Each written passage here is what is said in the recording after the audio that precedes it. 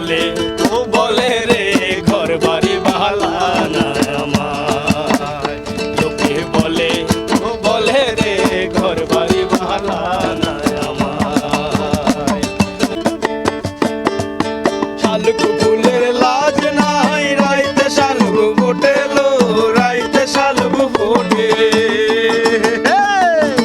দিল না দিল না দিল মন দিল না, এত যে নিঠুর বন্ধু জানা ছিল না, এত যে নিঠুর বন্ধু জানা ছিল না।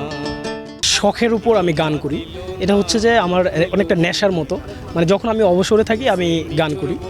আর এমনি তেমন মানে শেখা হয় নাই, এটা আসলে গুরুমুখী বিদ্যা, অনেক শিখতে হবে, এটা শেখার অনেক কিছু আছে। আমি ইউটিউব দেখে দেখে গান শুনে শুনে মানে উকুলেলেটা রপ্ত করার চেষ্টা করতেছি, অনেক শিখতে হবে। আমি এখনও আমার ভুলভ্রান্তি অনেক আছে, আমাকে শিখতে হবে আরও। আর কোথাও গান ওইভাবে গাওয়া হয় নাই।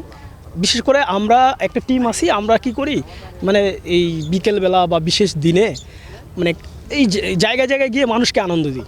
যেমন আপনার এখন এই যে কালুরঘাটে এখানে আসছি, আবার কখনো চলে যাই সিআরবিতে, কখনো সি বিচে, মানে আমরা মানে জাস্ট মানুষকে নিয়ে আনন্দ করি, আমরা আনন্দ পাই, মানুষকে আনন্দ দিই, মানুষের ভালোবাসা পাই, এইটাই।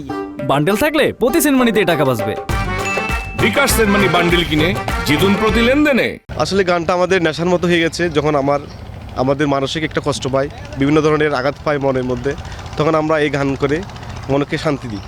এবং আমরা এই ছুটির দিনে বিভিন্ন বিনোদন কেন্দ্রে যাই মাঝে মধ্যে গান করার জন্য, এবং আমাদের সাথে যারা আশেপাশে আমার বন্ধুরা থাকে সবাই যায়। সব মিলিয়ে আমরা গান নিয়ে বেঁচে থাকতে দেখার জন্য খুবই একটু ভালো লাগে। গান করতে করতে এমন একটা পর্যায়ে চলে আসে এখন, মানে এই বয়সে আমার গান ছাড়া কিছু ভালোই লাগে না। আমি অল টাইম যেখানে থাকি অল টাইম শুধু গানই করি। এখন আমি এই যে বলেন যে কাউন্টটা প্লে করতেছি, এই জিনিসটা আমি কারো কাছ থেকে এরকম টিউটোরিয়ালি শিখি না। আমি হচ্ছে চোখের দেখা দেখছি একবার যে একটা ইনস্ট্রুমেন্ট আছে, ইনস্ট্রুমেন্টটা দেখতে কেমন হবে, বাজাইতে কেমন লাগে, তারপর হঠাৎ আস্তে আস্তে ট্রাই করতে করতে মোটামুটি তাও হাতের উপর আসছে ওই আর কি। এখন আমাদের যে গান করলো যে বিকাশ দাদা, উনি হচ্ছে আমাদের বাসার পাশে, এখন দাদার সাথে বসি, মাঝে ভিতরে বসে গান টান প্র্যাকটিস করি।